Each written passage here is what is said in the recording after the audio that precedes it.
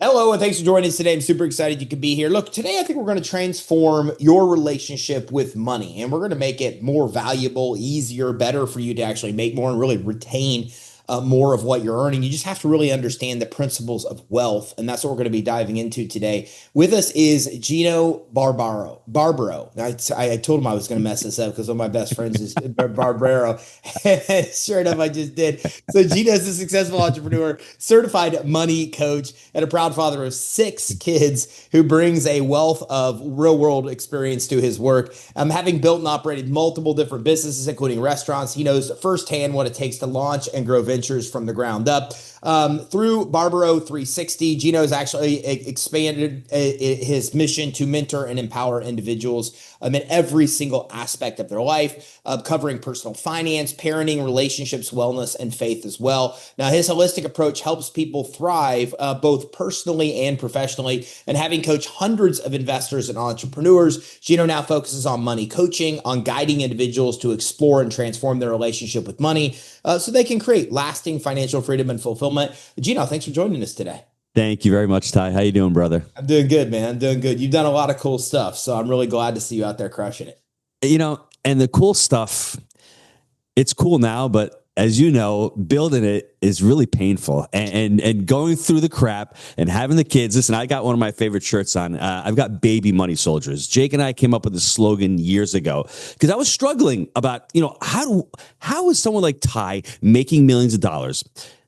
And how is somebody like Gino struggling? And what I realized was the Ties of the world understood that money is a game and there's rules to the game. And if you don't follow those rules, if you're playing football with a soccer ball, you're not going to be really good at that game. And the whole concept of the baby money soldier was really to teach kids about personal finance. And if I could just indulge you in 2 minutes and just make you understand the concept and to show you why it's so powerful, when people start seeing visuals of money and start understanding that it's about your responsibility. It's about you taking control of your money. It's about not blaming anybody else, because I was there in '08. I was blaming Bush. I was blaming Obama. I was blaming the economy, but there are other people out there making millions, and I wasn't one of them. And when I realized, holy crap, T. Harv Eker was right in his book, Secrets of the Millionaire Mind, when I picked it up in '08. I'm like, your fruits are in your roots. It's all about responsibility.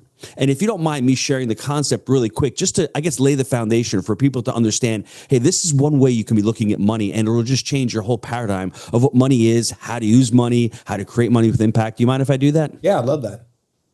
So for us, baby money soldiers, it's any dollar that comes into your life that you take control of.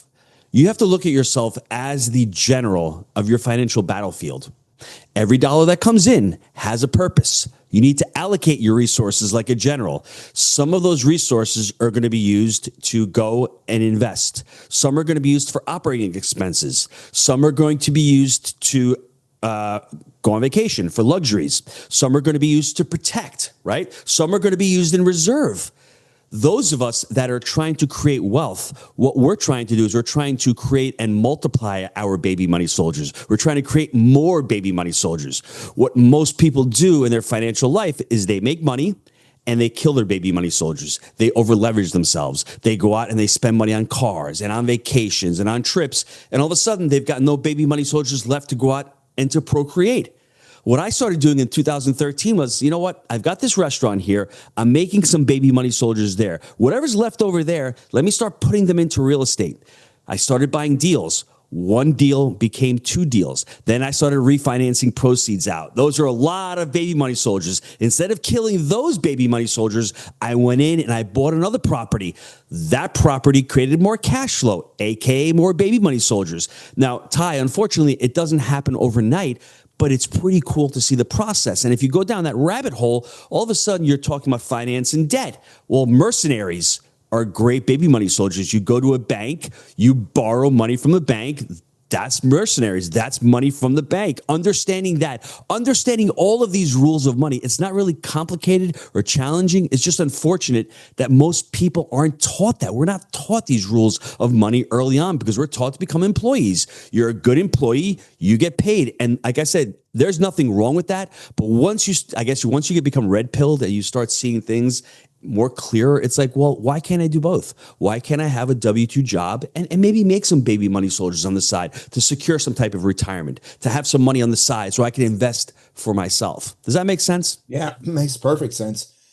When you're helping people that you coach, you've talked about these money types or different types of people that you're dealing with. Do you kind of find that people kind of fit into categories where they're doing this incorrectly? Wow, I love that question because what I've realized over the last 6 months, I went into money coaching because at Jake and Gino, we taught students, I mean, over 90,000 units. Our students closed over $5 billion in deals. They raised over 800 million, but a lot of them just weren't successful. They couldn't close deals. The thing that bothered me was I'll have a 20-year-old who should have no business closing a deal. He's out there closing deals. And then I have someone in their 30s who has liquidity, who has net worth, and they're not closing deals. And I'm like, well, what's the difference between the two of them? And it stumbled. And then when I was being coached by a person who was certified as a money coach, I realized, wow, the behaviors, the patterns, the beliefs that we have about money oftentimes hold us back. And I'm like, well, where do they come from? And what I love about money coaching is you're not only taking an approach to see where you are today. I think it's so important. I don't want to use the word therapy, but it sort of is therapy where you go back into the past and you look at when you were growing up, the behaviors, the things you heard about money, the struggles. We don't have enough money. Rich people are evil. Or, hey, dad's doing great. Dad's investing in businesses. Whatever you hear, the patterns, a lot of that is adopted through the family. And it can also go the other way. You may be in a household where your family's just not good with money, and you may swear to yourself, I'm never going to be that person. So you do the complete opposite. So what I would challenge everybody to do is look at your money bio. Go back into your history. See what you heard, what you didn't hear. See the little stories, the little money traumas, as I like to say. You know, when I'm 5 years old, I'm going to the grocery store with my grandma. I go into the store. She's Italian. She's got just enough money for the groceries. And I'm like, Grandma, can we buy those toy soldiers? I'm excited. I want to buy them. She's like, you know, Gino, we don't have money right now. When your mom comes to pick you up, we'll come back and buy them. And I remember leaving the store crying. So when I left the store at 5 years old, I had the impression that if I don't buy something right then and there, I'm never going to get it. And then also, as a 5-year-old, I can't conceptualize the fact that we can't afford it. We're poor. And also the fact that we have to save money. And saving in and of itself is not a good or bad thing. I just became one of those savers. Like, you know, we're immigrants. We're from Italy. Mom doesn't have money. It's always save for a rainy day. That scarcity mindset. So as I became an adult, you know, I get married with my wife. Her money bio is completely different than mine. Single parent. They never had money. They never talked about money. So you have somebody who's what we call an innocent archetype, somebody who has no idea about money, doesn't care about it. Then you have me who grows up in this scarcity. I'm more of a tyrant. It's more of a self-tyrant. I'm more of like, hey, we have to save. We can't spend. Fearful. You put both of those two, archetypes together, there's a lot of conflict. There's a lot of fighting. And it really comes down to not even the money aspect of it. It comes down to the emotions around money. Because I think to me, money is not the cause or the result. It's the symptom of what's going on. And my patterns or my behaviors early on, I adopted them as I got older. But the great news is once you start looking at them, once you start diagnosing them, bringing them to the present, work on them.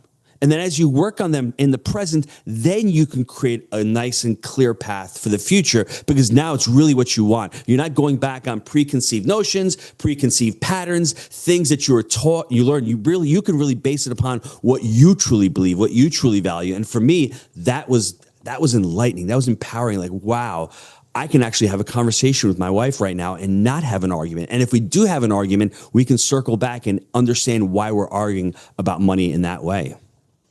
Yeah, I think that's invaluable. I mean, I look at that as like a scarcity, versus abundance mindset, or, I call it like, there's spenders and there are savers, right? And then the conflict that they have between those. So how do you get to the root of it to fix it? I think you have like this 4-session money coaching process that you go through. Like, what's the process that you go through to help others recognize what's happening, recognize their patterns, and then make corrections to get on the right track? Well, what I like for people to do before you even, get with a money coach, spend a little bit of time because Ty, there's work involved in this. That's the problem. That's why a lot of people shy away from doing this work. I had one of my close friends. His name is Phil McKernan. He leads a group called Brave Leader.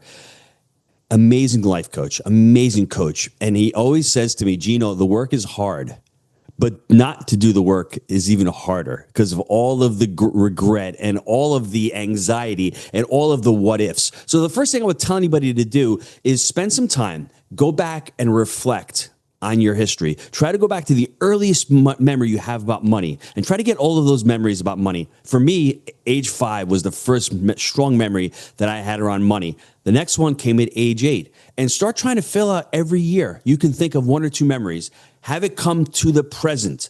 Then from there, if you want to call a life coach, you get into with a money coach, they'll start looking and showing you patterns that are appearing throughout your years. And you'll see those patterns. For me, it was always going to work. Why am I working so hard? I was always working all the time as a young person. I was always saving money, right? That was important. I was always having that struggle with money as my kids were getting older. I remember memories of having money in a shoebox and telling my wife, hey, we have to be really careful with the money. The money may run out. I've got to take care of the kids. Always having those ideas and those traumas. But when I go back to my childhood, all of the things that I heard from my mom is, you know what? We don't make enough money. We can't afford it. So I would want anyone listening to this, go back and start diagnosing that. Then the next thing you do in what we call this 4-step process is you start mapping it out on what we call a money map.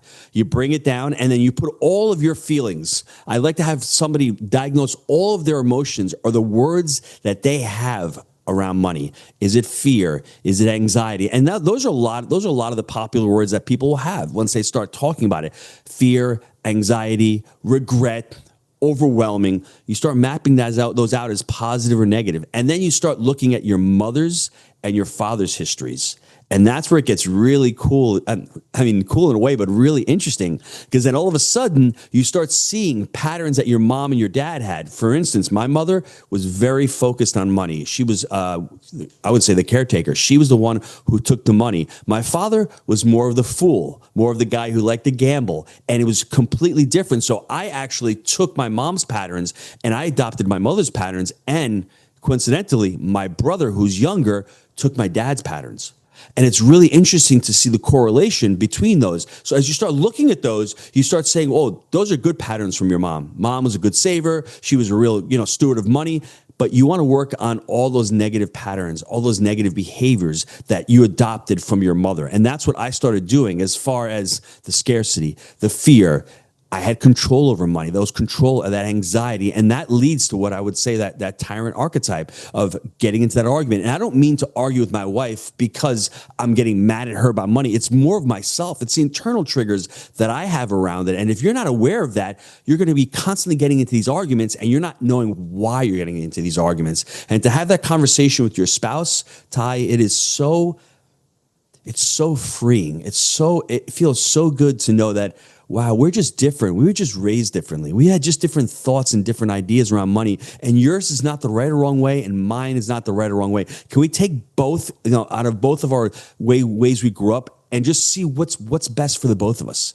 And once you realize that, dude, it is so invigorating. It's such a great feeling to know that, wow, we can work together. My wife was completely hands off up until about a year ago with money. She didn't want to know anything about money, and that was great, but I'm not going to be around forever. And then what her thought was, well, when Gino's gone, I've got my kids. I mean, what kind of burden is that to leave that to your kids? Shouldn't you get involved right now? And that's what she's doing right now. And it's a great feeling to know that she's involved in the process. She's involved intimately now in all the decisions we make with money. It takes a little bit of the burden off of me, and we can come together as a family and continue to plan for what I like to say, the legacy of our family, not have just me make all these decisions. How do you, and you've talked about this, especially the conservative nature that you naturally get from your mom. How do we get out of this survival mode? I see a lot of entrepreneurs and families are kind of in this survival mode, but they earn good income. So where's that balance where they can still go out and live, the lives they enjoy, but then still, have the responsibility of saving and deploying the money soldiers to go out there and make money for them and compound the wealth? That's a great question. That it comes down to that whole 4-step process. It really comes down to, you really got to go back. And I think in the therapy space, one thing that I struggle with is when people go into therapy, they're there for a long time. and they're stuck there, and they're stuck revisiting their problems. In the life coaching world, it seems as if we don't go back enough. It seems as if we're just planning for the future, like you're saying, well, what do I want to build? How do I want to build it? What are my goals? But if you can't reconcile what happened to you in the past, and you can't heal from those wounds in the past, how are you going to set up a plan for the future? And I had the same exact issue. Even up until a few years ago, I was making really good money. But every time I got a bill, it's like I'm getting triggered over a $6 ring bill. Is that really going to change my life? No, it's just the emotions that I have around money. And I think you have to explore those emotions and have to understand the relationship that you have with money. I had a really, I would say, toxic relationship. I could spend money on my kids, not an issue, but to be able to enjoy it for myself, it was very difficult. And I was fortunate to interview a gentleman named Ken Honda. He wrote the original book, Happy Money. And when I interviewed him, it just changed my whole mindset around money. It's not that money is going to make you happy. Money can just give you options. And I love the way he described it. And I wrote it in my book as well, Happy Money, Happy Family, Happy Legacy. I was working in the restaurant for years. I just didn't like the job. I just got tired. I got bored. I got frustrated. I was earning unhappy money. I was stuck in quote unquote the rat race, and I was earning unhappy money. When I started transitioning into real estate, I realized the deals themselves and the money that I was making was making me happy. It was the enjoyment. It was the joy. It was the energy that I was, attracting in that space that made me happy. I wanted more of that and less of the restaurant. Now, there's fear that comes into play, and I really needed years to be able to become a really good expert in it. But really comes back down to the relationship you have with money, and you really got to work on those patterns, on those beliefs and those behaviors, and say, is that really true? Do I really need money to make money? I don't think you do. I mean, I've used seller financing on a lot of my deals. I've done syndications on a lot of my deals. So I've used other people's money. So it's one, you have to start challenging those beliefs and being really open and objective to how your relationship with money is today. And how do you do that if you're an entrepreneur? Because I feel like there's two different sides, right? There's the business finances and the personal finances. And look, to be honest, as an entrepreneur, sometimes things are great, sometimes things are not great. So how do we fix this where we're not stressed, where we don't have that stress carry over and able to really create separation between the finances of the business and finances of the family? So once again, I honestly don't think it's the finances. I don't think it's the finances that really stress us, because I'm going through this right now. I'm not that I'm stressed, but I'm a little bored right now. One of my patterns, honestly, is to be busy all the time and to be producing all the time. And right now I don't need any money I make more than enough money. So once again, it's not the finances of the stress. What are those underlying patterns or underlying behaviors that are going on right now that are causing the stress? What are the triggers? And for me, I had just sold Jake and Gino back in January. February 1st comes, my schedule just opens up a lot. And I'm sitting there going, oh. And this is interesting because if you are in the real estate space in multifamily, we haven't had a lot of deal flow in the last 6 or 7 months. There just hasn't. You can get really bored, and then all of a sudden you can start making stupid decisions. Chemicals in your brain, dopamine. I need that rush. I need that hit. And my coach literally told me, she said, just be aware, be careful. You're the kind of person that's always busy, always needing to do stuff. And that's what brings me joy. But that's how I've been conditioned since I was 8 years old. So, coming up to this point in my life right now, it's go, go, go, go, go, go. You just need to take a step back and understand the patterns. And for me, something that she recommended for me was polyvagal breathing. Stephen Porges came up with some type of breathing, and it's really to disrupt the pattern that's going on in my brain saying, I need to be busy. I need to make more money. Well, do I? I have to challenge that thought. I have to challenge that behavior. And once you start seeing that and recognizing the pattern, does it go away overnight? No, because I've been conditioned for a long time, but I've been dealing with it a lot better, to be honest with you. I love that you're getting just like therapy to the underlying root of where it all comes from. What do you think? What are the beliefs or myths that people kind of have in their head when they come to you that you have to kind of break down and destroy to get them on the right path? Well, I think the biggest thing with money, from what I've seen, is it seems like there's a lot of fear and a lot of anxiety around money. And there's not many patterns that people have other than there's fear, anxiety, and control. Can you imagine if you were raised in a family like mine, where mom controls everything? Dad gives the money over to mom. Mom controls everything. You're hearing every day, we need to stay safe. We need to play small. And I'm a product of that. I owned one restaurant for 20 years with my family. Once I left the restaurant and I started partnering with Jake, within 5 years, we owned over 500 multifamily units. I mean, what was the difference?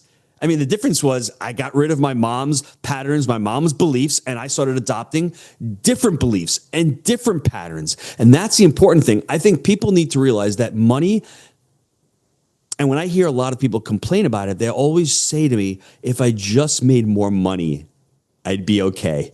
And that is the biggest fallacy you'll ever hear, because I can attest to that. I always said, if I have 100 multifamily units, I'm a rock star. Well, when you have 100, you're like, let's go to 200. When you get 200, let's go to 500.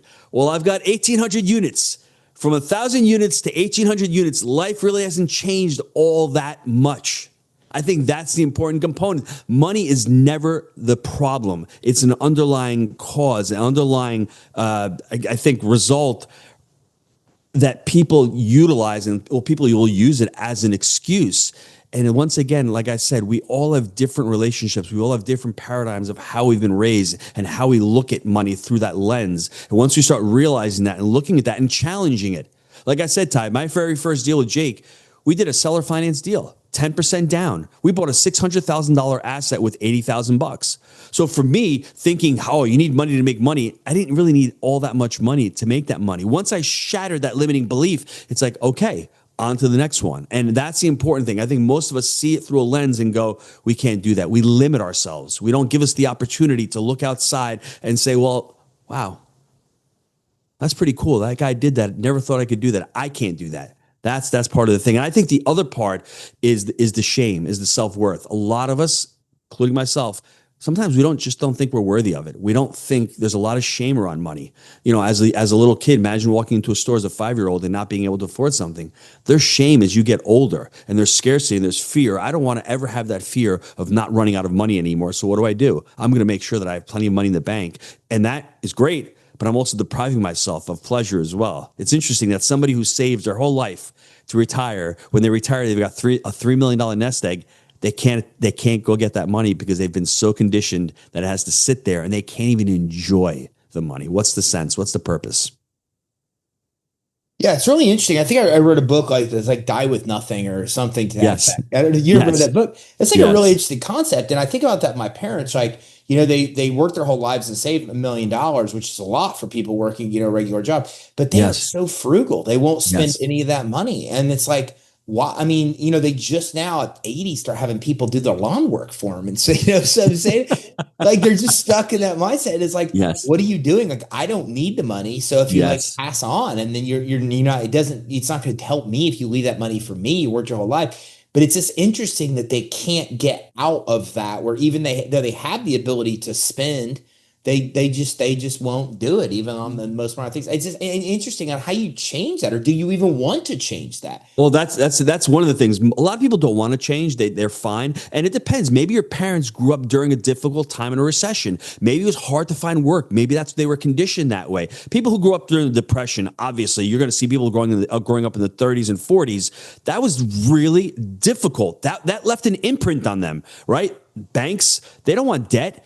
Banks could come there and seize your home if they had a mortgage close on you in a heartbeat. So can you imagine doing that? The sad part about what your parents are doing is, if they're living right now, if they could enjoy the money with you right now, instead of like, they're going to leave it to you. So that's their whole idea. But could you imagine if they actually enjoyed the money, went on a cruise with you, or, you know, just shared it with you, or bought you a car, or whatever that may be? But it's so foreign to them. And it's just so sad when I look at it from that perspective that they don't even know. But I want younger people, I want our generation to understand that.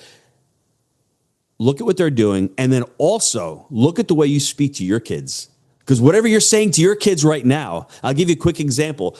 About 5 or 6 years ago, started launching, maybe a little bit longer. My daughter, Sophia, she's 19 now. She told me this the other day. She said at some point, a couple of days ago, she'd go on the internet, she'd go buy something. She had this fear of anxiety, this anxious feeling about spending money. And listen, I mean, she's got plenty of money to spend. I buy her anything she needs. And I'm like, that's interesting. And I had her sit with it a little while. And she said, Dad, I remember back in 2013 and 14 when we weren't doing great, you said, hey, don't spend money. We have to save money. Times are tough right now. And hearing it as a 5 or 6 year old, that comes on into your subconscious. And as you get older, you're like, wow. And that'll affect your children. So just be careful of what you say to your kids, how you say it to them. If you don't say anything, it's probably just as bad because you're avoiding the discussion altogether. So when they become adults, they don't even know how to make decisions about money. They become the avoider type. They avoid money altogether because the conversation has never even happened with them. So be careful. This is why I want to enlighten people and let them know that start having the conversation early. Start talking to them about money and start empowering them about money. What about goal setting? How do you tie goal setting into what you're doing with helping your clients and students? For me, it's all about values-based decision making. I mean, goals are great, but my values are different than your values and they're different than someone else's values. I think everyone needs to focus on what are their values, what really truly, not core values, not bullet points. Like, what are you living by? I'm living by integrity. I'm living by responsibility. I'm living by, I want to really create a financial legacy for my children. I want to be impactful for the next generation. Those are some of my values. So my goals are going to be aligned with those values, right? And for me, that legacy component is so important because I want my kids, they're going to inherit a lot of money. But if they don't know how to become stewards of that money, I mean, I'm just going to ruin the next generation. That's what I'm really worried about more than anything else. That's why every month, the three oldest kids, they've got businesses. We have monthly bookkeeping calls. I've got weekly L10s with my son. I want to make sure that they know everything about our business, about all the trusts that I've set up, about all of our accounts, about all of our life insurance. My son's invested in 9 of my real estate deals. I want to make sure that they're financially intelligent enough that when they get this burden, it's not only the money that they're going to be receiving, it's also these videos, these books that I've written, the values that we've created throughout our family that I can pass on to the next generation. So when someone there is sitting and trying to figure out their goals, what Stephen Covey does, I think is best, is to start with the end in mind. Like, what do you want your life to look like when you're about to pass away, when you get older? And that picture is unique to everybody. I want my 6 children there, hopefully with 30 or 40 grandchildren, big families, having people that have known me saying, that guy was cool. That dude helped me out. Man, he helped me become financially free. He's helped so many families understand money and the power of money and being able to utilize money in a powerful way. I want people to speak about me in that way at my funeral. So how do you do that? Let's reverse engineer that picture into where you are today. And let's start figuring that out. So for me, I started Barbaro 360, the company with my family. I want my kids to be part of the company. I want to create content and media based around that messaging. I want to change the world one family at a time. That's how I create goals from that picture. It's all about my values and my beliefs. So anybody listening to this, it's easy to do. But it's simple, I should say, but it's not easy because it does take work. It does take reflection. And that picture can change from time to time. That's why your goals will change. And then all of a sudden you may say, hey, I don't want to just do that. I want to do something even bigger. But that's where you got to start. You have to start with your values and what you're trying to accomplish long term. Does that make sense? Yeah, I love it. I love you sharing that. Gino, there's a lot of people, we just kind of scratched the surface. A lot of people that want to learn more and get maybe regular tips and lessons from you. Where should they go? What action should they take? I think the best thing is just to go to our YouTube page. It's Barbaro 360. You can go to barbaro360.com. I've got a podcast with my son called the Happy Money Podcast. I've got, he's 23. I'm in my 50s. So to see the conversation between money from an older person and from a younger person, I think that's a great conversation for dads. If they're listening to it, we did a budgeting podcast yesterday. It was about cash flow. It wasn't just budgeting. It was about how he's making mistakes in his budget and how I'm making mistakes. So having that conversation. So just go to the YouTube page or just go to our website, barbaro360.com. Sounds good. Gino, thanks for coming on with us today. Thanks, brother. Appreciate it. All right, so listen, if you're watching this, go to barbaro360.com. If you're at barbaro360.com, you can join the community in the top right of the page. There's a great ebook that they have available right there. You'll see a pop-up come up where you're able to get that. And then just right there on the left, a little bit down, you'll be able to access the social media links, including the YouTube channel. So everything you need is there. You can access the blog. You can actually get access. Gino just talked about the books. You can get the book, at least his most recent book there. Everything you need. There's a ton of great information. Gino's really really family oriented with the 6 kids. And you can see a lot of that throughout the website as well. It's really cool. So take a few minutes right now, go to barbaro360.com. That's barbaro360.com. Take less than a minute to subscribe to the social media channels. Make sure you grab that free ebook. It's free, so grab it. That's going to help give you some guidance. Join the community. You can do that as well. And then check out everything that's there for you and grab the book, grab any resources you can, because this is the key to not just building wealth for yourself and your family, but really bringing your kids into it, the next generation, and getting them brought up and taught the right thing and making sure they don't have traumas that affect them the rest of their life on the financial means. And this is really an opportunity to get you and your family on the right path. It all happens at one place, which is barbaro360.com. Make sure you check it out today. Thanks for tuning in. Take care. Have a great day.